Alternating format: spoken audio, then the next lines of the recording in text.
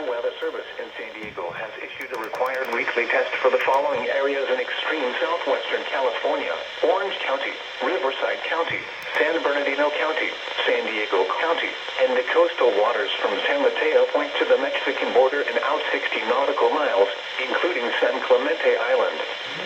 A test signal was broadcast to test the public warning system. The test is normally conducted between 10 a.m. and noon each Wednesday, weather permitting.